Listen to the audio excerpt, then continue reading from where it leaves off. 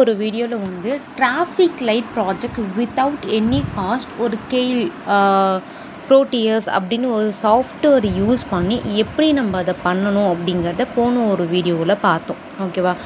இந்த ஒரு வீடியோவில் வந்து லைக் 8 LEDs வந்து நெக்ஸ்ட் எப்படி வந்து ஆன் ஆகுது அண்ட் அது எப்படி ரிப்பீட் ஆகுது அப்படிங்கிறத வந்து இந்த ஒரு ஹார்ட்வேர் தான் இதுவும். பட் அது சாஃப்ட்வேரில் எப்படி இது பண்ணலாம் வித்தவுட் எனி காஸ்ட் அப்படிங்கிறத தான் பார்க்க போகிறோம். ஓகேவா?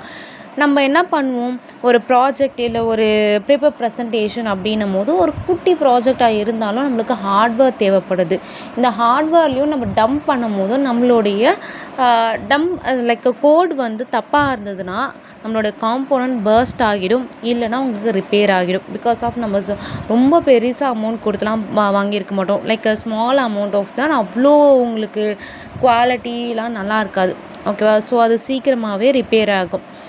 ஸோ அதெல்லாம் இல்லாமல் நான் வித்தவுட் எனி காஸ்ட் நான் தப்பு பண்ணாலும் நான் லேர்ன் பண்ணிக்கணும் அப்படின்னு நினச்சவங்க இந்த மாதிரி ஒரு ப்ரோட்டியர் ஸ்கேல் அப்படிங்கிற ஒரு சாஃப்ட்வேர் யூஸ் பண்ணிக்கிட்டிங்க அப்படின்னா, ஆர்டினோ போர்டு தான் நம்ம மேக்ஸிமம் யூஸ் பண்ணுவோம். பட் ஆர்டினோ போர்டு நம்ம எந்த ஒரு ரியல் டைம் ப்ராஜெக்ட்லேயும் நம்ம யூஸ் பண்ண மாட்டோம். ரியல் டைமில் லைக் ஒரு ஸ்மார்ட் ஃபோன் எடுத்தாலும் அந்த இடத்துல ஆர்டினோ போர்டு கிடையாது. அந்த இடத்துல பிக்கு இந்த மாதிரி ஒரு கம்பெனியும் இன்னொன்று இந்த மாதிரி ஒரு மைக்ரோ கண்ட்ரோலர் போர்டு தான் யூஸ் பண்ணுவாங்க, மைக்ரோ ப்ராசஸர் போர்டு யூஸ் பண்ணுவாங்க. ஸோ நீங்கள் இந்த மாதிரி ஒரு சாஃப்ட்வேர் யூஸ் பண்ணிங்க அப்படின்னா நம்மளால் ஈஸியாக அந்த போர்டில் இருக்க பின்ஸாக இருந்தாலும் சரி அண்ட் என்னென்ன பின் என்னென்ன போட்டு எல்லாமே வந்து ஈஸியாக நம்மளால் லேர்ன் பண்ணிக்க முடியும். ஒரு கம்பெனியும் உங்களால் இந்த மாதிரி நான் ஒரு ப்ராஜெக்ட் பண்ணியிருக்கேன் யூஸிங் சாஃப்ட்வேர் அப்படின்னாலும் உங்களால் வந்து ஷோ பண்ணிக்க முடியும். ஓகேவா? இது வந்து உங்களால் ஒரு ஷோகேஸ் மாதிரியும் நம்மளால் ஒரு போர்ட்ஃபோலியோ கூட பில்ட் பண்ணிக்க முடியும். ஓகே, இந்த போர்ட்ஃபோலியோ தான் நம்மளுக்கு ரொம்பவே இம்பார்ட்டன்ட் லைக் ஃபைனல் இயர் வரும்போது. ஸோ அதெல்லாமே கூட நம்மளால் பில்ட் பண்ணிக்க முடியும். ஓகேவா? ஸோ இந்த ஒரு வீடியோ இந்த ஒரு ப்ராஜெக்டில் போகலாம். நெக்ஸ்ட்டு ஒரு ஸ்மால் ப்ராஜெக்ட் லைக் கொஞ்சம் இன்னும் கொஞ்சம் பெருசாக வந்து போகலாம். ஓகேவா? உங்களுக்கு ஆல்ரெடி கெயில் எப்படி ஓப்பன் பண்ணணும் அப்படிங்கிறத நான் சொல்லியிருக்கேன். ஸோ பார்க்காதவங்க அந்த ஒரு வீடியோவை பார்த்துட்டு வந்துடுங்க. ஓகேவா?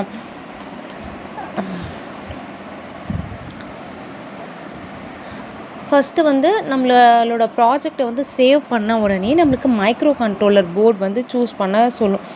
ஸோ நம்ம யூஸ் பண்ணுற மைக்ரோ கண்ட்ரோலர் வந்து AT89C51, அதாவது அது வந்து one of the type of 8051 micro controller. அது வந்து மைக்ரோ சிப் கம்பெனி தான் வந்து இன்ட்ரடியூஸ் பண்ணாங்க. ஓகேவா?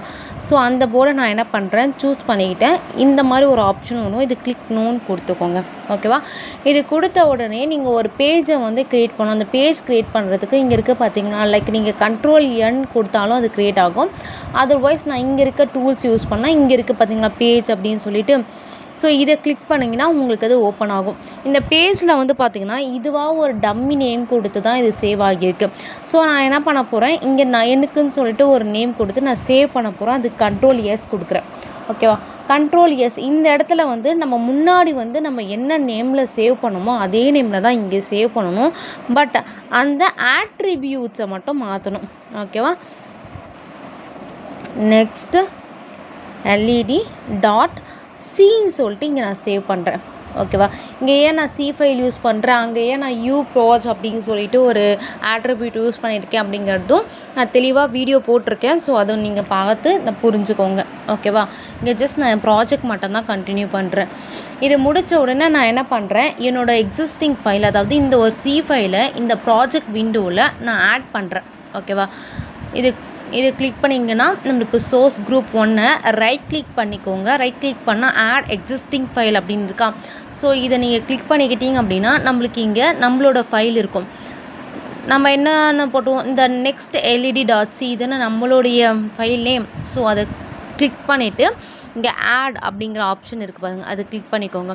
கிளிக் பண்ணிட்டா ஜஸ்ட்டு க்ளோஸ் பண்ணிவிட்டு இங்கே பாருங்கள் நம்மளோட ஃபைல் வந்து இங்கே வந்து ஆட் ஆகிருக்கும். ஓகேவா? இது முடிச்சுட்டு நான் இப்போ கொடுக்குற இந்த ஒரு கோடை வந்து காப்பி பண்ணி பேஸ்ட் பண்ணிக்கோங்க. லைக் ஒன்ஸ் அகெயின்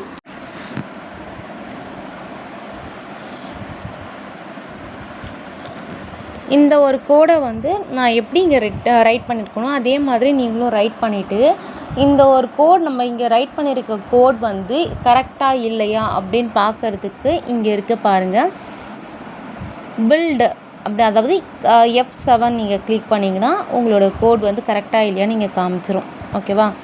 ஜஸ்ட்டு இங்கே பாருங்கள் காமிக்குதா? அண்ட் இந்த ஒரு ஃபைல் வந்து எனக்கு எக்ஸ் ஃபைலாக வந்து க்ரியேட் ஆகணும். இந்த எக்ஸ் ஃபைலை தான் நான் என்ன பண்ண போகிறேன்னு பார்த்தீங்கன்னா, அந்த ப்ரோட்டியஸ் அப்படியில் அங்கே போய் என்னோடய மைக்ரோ கண்ட்ரோலரில் நான் இன்பில்ட் பண்ண போகிறேன். ஓகேவா? இந்த எக்ஸ் ஃபைலை நீங்கள் க்ரியேட் பண்ணுறதுக்கு இங்கே டார்கெட்னு இருக்கா, அது பக்கத்தில் வந்து இப்படி இருக்கா, இதை கிளிக் பண்ணிக்கிட்டா இங்கே அவுட்புட்டில் போயிட்டு இந்த எக்ஸ் ஃபைலை நீங்கள் வந்து டிக் பண்ணிவிட்டு கிளிக் ஓகே கொடுத்துக்கோங்க. ஓகே, இப்படி கொடுத்துட்டிங்கன்னா மறுபடியும் அந்த பில்ட் அப்படின்ற ஒரு ஆப்ஷன் கொடுக்கும் போது உங்களுக்கு எக்ஸ் ஃபைல் வந்து க்ரியேட் ஆகும். இங்கே பாருங்கள், object next LED X file வந்து நம்மளுக்கு க்ரியேட் ஆகிடுச்சு. ஓகேவா? ஸோ க்ரியேட் ஆனவுடனே இதை அப்படியே க்ளோஸ் பண்ணிவிட்டு ப்ரோட்டியஸ் ஓப்பன் பண்ணிக்கோங்க.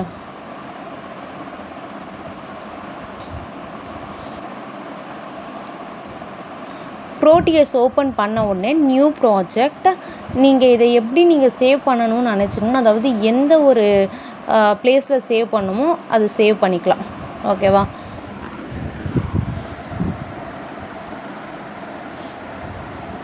நியூ ப்ராஜெக்ட் இருக்கிறத நான் என்ன பண்ணுறேன், நெக்ஸ்ட்டு எல்இடின்னே கொடுத்துக்கிறேன். ஓகே, கிளிக் ஓகே, நெக்ஸ்ட்டு கொடுத்துக்கோங்க. Click next. இதில் எந்த ஒரு சேஞ்சஸுமே பண்ண வேண்டாம். ஓகேவா? நெக்ஸ்ட்டு கொடுத்தோடனே உங்களுக்கு இந்த மாதிரி ஒரு டேஷ்போர்ட் க்ரியேட் ஆகும். இங்கே நான் வந்து ஒரு கனெக்ஷன் டயக்ராம் வந்து இங்கே இது பண்ணுறேன். உங்களுக்கு காம்போனண்ட் எப்படி இதில் செலக்ட் பண்ணணும் அப்படிங்கிறது எல்லாமே நான் ஆல்ரெடி சொல்லியிருக்கேன். இருந்தாலும் காம்போனண்ட் வந்து என்னென்ன வேணும் அப்படிங்கிறத சொல்லிட்டேன். AT89C51 அப்படின்னு சொல்லிட்டு மைக்ரோ கண்ட்ரோலர் நம்மளுக்கு தேவைப்படும். ஓகேவா? ஸோ இதை கிளிக் பண்ணி ஓகே கொடுத்துக்கிறேன். நெக்ஸ்ட்டு எனக்கு தேவையானது எனக்கு ரெசிஸ்டர் தேவை. ரெசிஸ்டர் வந்து 220 ஓம் தேவைப்படும். ஸோ அந்த 220 ஓம் அப்படிங்கிறது நீங்கள் காமனாக ஒரு ரெசிஸ்டர் வந்து கிளிக் பண்ணிவிட்டு இங்கே இருக்குது பார்த்தீங்களா, இந்த காமனாக ஒரு ரெசிஸ்டர் கிளிக் பண்ணிவிட்டு அதை நீங்கள் டபுள் கிளிக் பண்ணிங்கன்னா அந்த இடத்துல வேல்யூஸ் இருக்கும். அந்த வேல்யூஸ் ஜஸ்ட்டு நீங்கள் வந்து 220 அப்படின்னு சொல்லிட்டு கொடுத்தீங்கன்னா அது ஓமாக அதுவே கன்சிடர் பண்ணிக்கணும். கிலோ ஓம்னா 220K அப்படின்னு சொல்லிட்டு கொடுக்கணும். ஓகேவா? ரெசிஸ்டர் அண்ட் நம்மளுக்கு கெப்பாசிட்டர் வேணும்.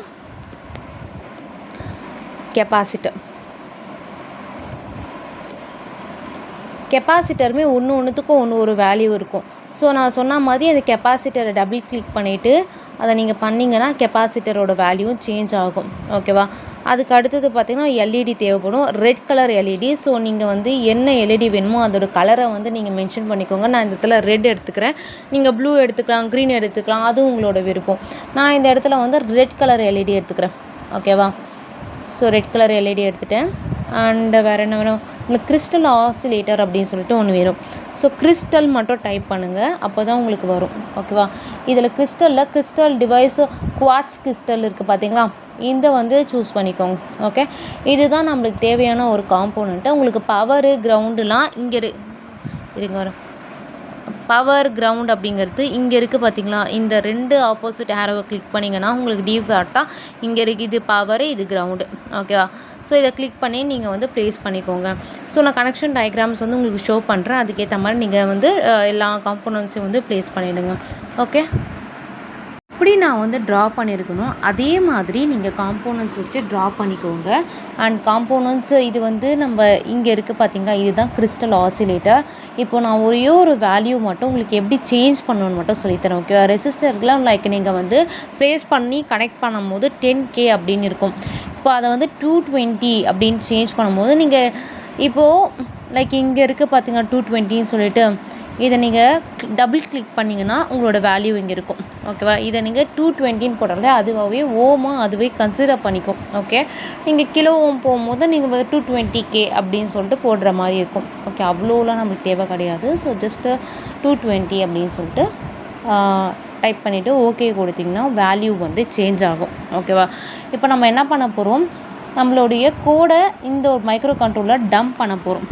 ஜஸ்ட் நான் என்ன பண்ணியிருக்கேன்னு பார்த்தீங்கன்னா இங்கே இருக்க பார்த்தீங்களா மைக்ரோ கண்ட்ரோலர், இதை நான் டபுள் கிளிக் பண்ணிட்டேன் அப்படின்னா இந்த மாதிரி ஒரு ஃபைல் வந்து எடிட் காம்போனண்ட் வந்து ஓப்பன் ஆகும். அதில் இங்கே ஃபைல் இருக்குது பார்த்தீங்களா, இதை கிளிக் பண்ணிக்கோங்க. கிளிக் பண்ணிவிட்டு உங்களுடைய கோடு எங்கே ப்ளேஸ் ஆகிருக்குன்னு பார்த்தீங்கன்னா நம்மளுக்கு வந்து டாக்குமெண்ட்டில் தான் கோடு இருக்கும். ஓகேவா? அதில் C51 அப்படின்ற ஒரு ஃபோல்டர்.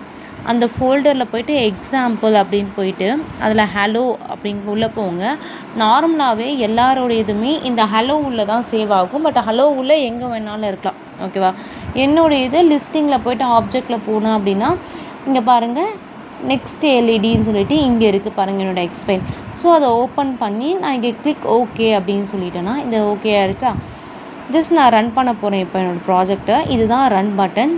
கொடுத்த உடனே இப்போ என் ப்ராஜெக்ட் வந்து ரன்னிங் ஸ்டேஜில் இருக்குது. ஓகே, ஃபர்ஸ்ட் எல்இடி வந்து பிளிங்க் ஆகுது. And second and third and 4 and 5 and 6 and 7 8 again வந்து ஸ்டார்டிங் 1.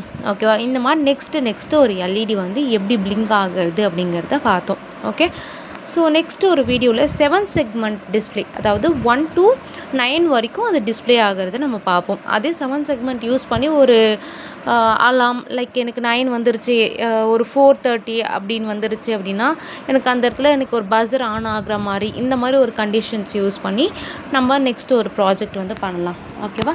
இந்த ஒரு வீடியோ பிடிச்சிருந்தால் லைக் பண்ணிக்கோங்க, சப்ஸ்கிரைப் பண்ணிக்கோங்க. Thank you so much.